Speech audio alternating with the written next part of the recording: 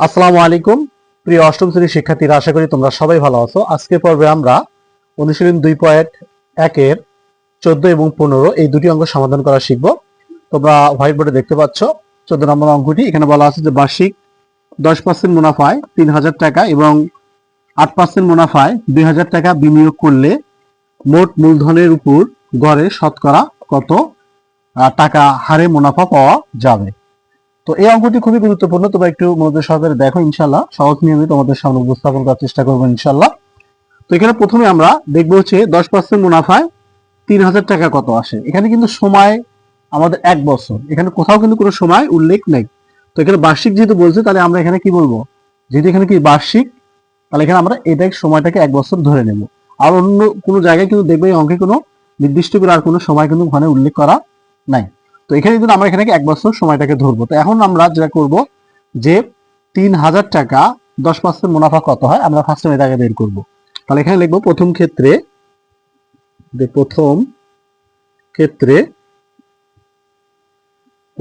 তোমরা এখানে দেখো, তাহলে মুনাফা সূত্রটা কি তোমরা জানো, I equal to P N R. মুনাফা আই সমান পি এন আর। তো এখানে যদি আমরা মানগুলো বসাই, তাহলে এখানে আসল দেখো, আসল পি সমান আমরা এখানে 3000 টাকা লিখবো। ওকে, 3000 টাকা। এরপর দেখো এম তো আমরা জানি 1 বছর, তাহলে এখানে মুনাফার যে হার রয়েছে আর সমান এখানে 10%। তো এখানে আমরা 10% দিতে পারি। 10% বলতে উপরে কি হবে 10, নিচে কি থাকবে 100। ওকে, তো এখানে আমরা যদি মানগুলো বসাই, তোমরা দেখো তার পি আসল হচ্ছে 3000। তো এখানে আমরা 3000 দিলাম গুণন 1 গুণন মুনাফা হার হচ্ছে এখানে 10/100।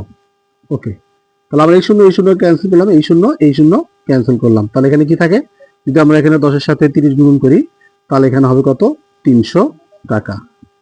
এটা হচ্ছে আমাদের 3000 টাকা 1 বছরে আসলে 300 টাকা। তো এখন আবার যদি আমরা লিখি দ্বিতীয় ক্ষেত্রে, তাহলে দ্বিতীয় ক্ষেত্রে 8% মুনাফা 2000 টাকা কত আসে সেটা আমরা এখন বের করব। তো দ্বিতীয় ক্ষেত্রে আই সমান আমরা লিখতে পারি পি এন আর। তো এখানে আবার লিখবো আমরা আসল, এখানে আসল হচ্ছে পি সমান 2000। তো আমরা এখানে 2000 টাকা লিখবো। ওকে, এরপর এখানে মুনাফার যে হারটা রয়েছে, হার আর ইকুয়াল টু আমরা এখানে 8% গুলোর উপরে 8 যাবে, নিচে কি থাকবে 100। তো সময় কিন্তু সবসময় আমরা জানি 1 বছর, এখানে 1 বছর দিয়ে দিলাম, এন সমান 1 বছর। তো এখন যদি আমরা মানটা বসাই, তাহলে 2000 গুণন 1 গুণন আর এর মান হচ্ছে 8/100। তো আমরা এই শূন্য ডাগরি করলাম, এই শূন্য কাটলাম। তাহলে এখানে যদি আমরা এটা গুণন করে দিই, তাহলে এখানে আদ্যকোণ কত হচ্ছে 16, আর এখানে থাকছে শূন্য একটা, তাহলে হচ্ছে 160 টাকা। 2000 টাকা 8% মুনাফায় 1 বছরে কত আসে 160 টাকা আছে। এখন আমরা এই যে দুটো মুনাফা পাইলাম, এখানে একটা মুনাফা পাইছি 300 টাকা, আর এখানে বলছে 160 টাকা। তো আমাদের প্রশ্নে কি বলছে, মোট মূলধনের উপর গড়ে শতকরা কত টাকা হারে মুনাফা পাওয়া যাবে।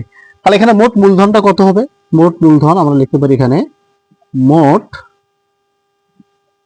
মূলধন। তো এখানে মোট মূলধন আমরা পি সমান এখানে আছে 3000, এখানে আছে 2000। তো আমরা এটা লিখতে পারি, প্রথম আমরা লিখব 3000 ওকে যোগ 2000, তাহলে সমান হচ্ছে এখানে 5000 টাকা। 5000 টাকা। এরপর আবার মোট মুনাফা আমরা আয় দ্বারা প্রকাশ করতে পারি। তাহলে মোট মুনাফা কত আসে, এখানে আছে 300 টাকা, তারপরে আমরা যোগ করতে পারি 160 টাকা। তাহলে সমান হচ্ছে এখানে 400, তাহলে এখানে 460 টাকা। ওকে, 460 টাকা। এখন কিন্তু আমরা মুনাফা হার এত সময় কিন্তু আমাদের 1 বছর, ঠিক আছে। তাহলে এখানে মোট মূলধন কত পাইলাম 5000 এবং মোট মুনাফা পাইলাম কত 460 টাকা। আমাদের কি বলছে, মোট মূলধনের উপর গড়ে শতকরা কত টাকা হারে মুনাফা পাওয়া যাবে। তাহলে এখানে মোট মূলধন 5000 এবং মুনাফা 460 টাকা। এখন আমাদের মুনাফা হারের সূত্রটা ইউজ করলে আমরা আমাদের সঠিক যে অ্যান্সার সেটা বের হবে। তো তোমরা জানো যে মুনাফা হারের সূত্রটা কি, প্রথমে মুনাফার সূত্রটা আগে তুমি লেখো, যে মুনাফা আই সমান সমান তোমরা এখানে জানো যে পি এন আর। তাহলে এখানে আমরা আর এর মানটা বের করবো। তাহলে অতএব আর সমান সমান আমরা লিখতে পারি আই ভাগ পি এন ইকুয়াল টু, আমরা এখানে লিখতে পারি, এখন যেহেতু মুনাফা হার চাইছে এখানে আমরা কি দেবো 100% দিয়ে দেব। তো এখন আমরা মানটা বসাবো, এখানে মোট মুনাফা কত আসছে 460, তো আমরা এখানে 460 দেব। এবার ভাগ পির মান হচ্ছে এখানে মোট মূলধন অর্থাৎ মোট মুনাফা হচ্ছে 5000, তো এখানে আমরা 5000 দিয়ে দেবো। ওকে, গুণন 1, এরপর গুণন এখানে আমরা দেবো কত 100%। এখন একটু কাটাকাটি করো, তাহলে আমরা যদি এই শূন্য কাটি, এই শূন্য আর এই শূন্য কাটাকাটি করি, আবার এই শূন্য আর এই শূন্য কাটি, তাহলে এখানে আমাদের কত থাকতেছে, এখানে আমাদের কত থাকতেছে 46, আর নিচে কত থাকতেছে 5। তো আমরা 46কে যদি আমরা 5 দ্বারা ভাগ করি তাহলে আমাদের কিন্তু সঠিক অ্যান্সার চলে আসবে। তাহলে 46 ভাগ 5, তাহলে এখানে আসছে 9.2, তাহলে এখানে আসছে 9.2%। তো এটি হচ্ছে আমাদের সঠিক অ্যান্সার, যেহেতু উত্তর 9.2%, 9.2%। তো আশা করি বুঝতে পারছো তোমরা। যদি না বুঝে থাকো তো অবশ্যই ভিডিওটা আবার রিপিট করে দেখো, ইনশাল্লাহ বুঝতে পারবা। যেহেতু আমাদের এখানে বলছে গড়ে শতকরা কত টাকা হারে মুনাফা পাওয়া যাবে, এখানে হচ্ছে 9.2% হারে মুনাফা পাওয়া যাবে। এখন আমরা 15 নম্বর অঙ্কটি সমাধান করব। তো এখানে 15 নম্বর অঙ্কে বলা আছে যে রোডিক গোমেজ 3 বছরের জন্য 10,000 টাকা এবং 4 বছরের জন্য 15,000 টাকা ব্যাংক থেকে ঋণ নিয়ে ব্যাংকে মোট 9,900 টাকা মুনাফা দেয়। উভয় ক্ষেত্রের মুনাফা হার সমান হলে মুনাফা হার নির্ণয় করো। খুব ইজি অঙ্ক, যেহেতু এখানে বলা আছে 10,000 টাকা নিচে 3 বছরের জন্য, আবার এখানে 4 বছরে নিচে কত 15,000 টাকা। তো এখানে আমরা আগে বের করব 3 বছরের জন্য 10,000 টাকায় কত আসে মুনাফা, এরপর 4 বছরের জন্য 15,000 টাকা কত মুনাফা আসে, এবং সেই মোট মুনাফা আমরা যোগ করলেই আমাদের অ্যান্সারটা কি হয়ে যাবে। যেহেতু এখানে মোট মুনাফা কত দিচ্ছে ব্যাংককে 9,900 টাকা, তাহলে আমরা মুনাফা হারটা বের করতে পারবো। তাহলে এখানে দেখো যে প্রথমে আমরা দেখবো 3 বছরের জন্য, তাহলে 3 বছরের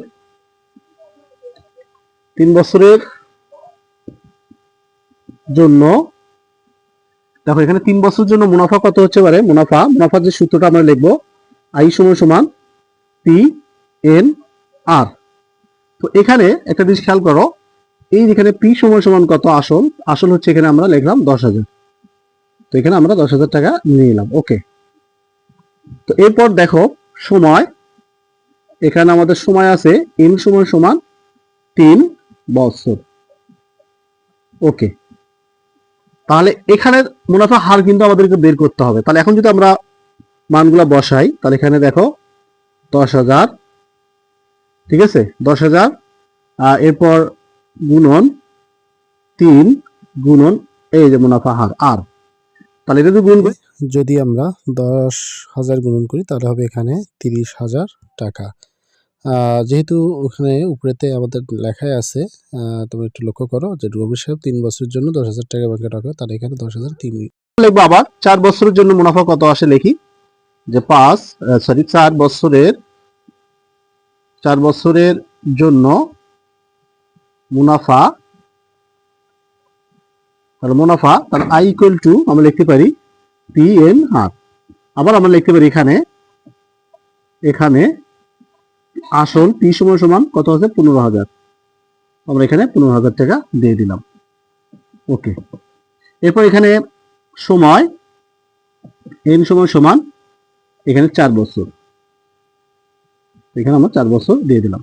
এখন যদি আমরা মানটা বসাই, তাহলে এখানে পি হচ্ছে 15,000 গুণন 4 গুণন 8, তাহলে 4 পূর্ণ কত হচ্ছে, তাহলে 4 পূর্ণ হচ্ছে এখানে আমরা লিখতে পারি 60।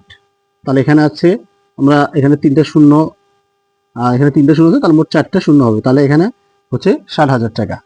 ঠিক আছে, তাহলে 15,000 টাকা 4 বছরে মুনাফা হয়েছে 60,000 টাকা। তো এখন আমরা যে কাজটা করব, এই যে আমরা এই যে এখানে যে মুনাফা পাইলাম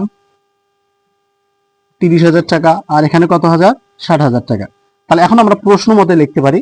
এখানে আমাদের আরেকটা প্রশ্ন তোমরা দেখো যে এখানে ব্যাংকে মোট কত টাকা ঋণ দেয়, এই জায়গাটা একটু খেয়াল করো, মোট 9,900 টাকা কি দেয় মুনাফা দেয় ব্যাংকে।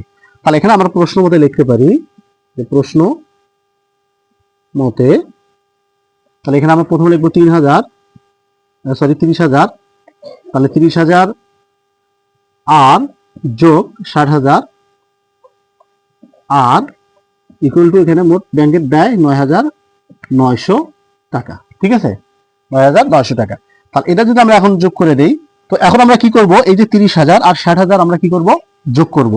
তাহলে 30,000 আর 60,000 যদি তুমি যোগ করো, তাহলে এখানে কত হাজার হবে, 90,000 হবে। তাহলে এখানে 90,000 হবে, এখানে তুমি 4টে শূন্য আর আর দিয়ে দাও, ইকুয়াল টু এখানে 9,900 টাকা। ওকে, তো এখন তুমি কি করবা, এই 90,000 দ্বারা 9,900 কে তোমাকে কি করতে ভাগ করে দিতে হবে, যেহেতু এখানে আর এর মান আমাকে বের করতে হবে, তাহলে আমি লিখতে পারি বা, তাহলে আর ইকুয়াল টু, তাহলে এখানে কি আছে 9,900 এরপর ভাগ 90,000, ঠিক আছে, ইন্টু এখানে 100% দিতে হবে, কারণ যেহেতু মুনাফা হার চাইছে এই জন্য 100 দ্বারা গুণ করে দিতে হবে।